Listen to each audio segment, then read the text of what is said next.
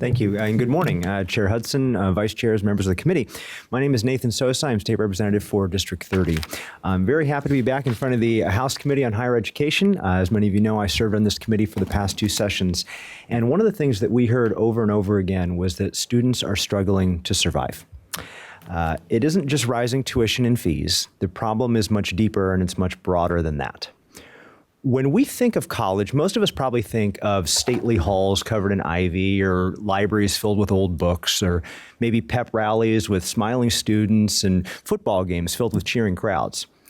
What we probably don't think of are students sleeping in their cars in the dead of winter because they have nowhere else to go, or going to class hungry because they spent their last $100 on a textbook rather than food, or giving up their dreams altogether and dropping out, mired in debt because they didn't have money to fix their car when it broke down and they have no reliable way to get to campus.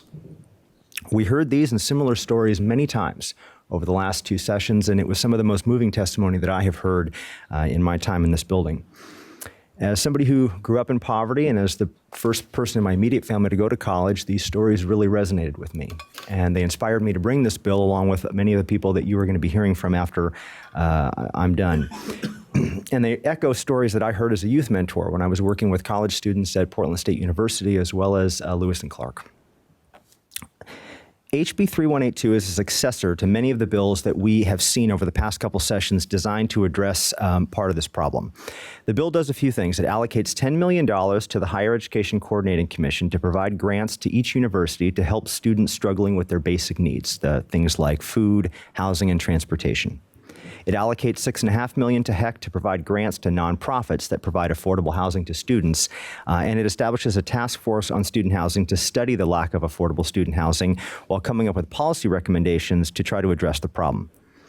This bill is not going to solve these problems overnight, but it is going to go a long way toward addressing them in the short term and providing mechanisms for us to work toward resolving them in future sessions, and I urge your support. Thank you.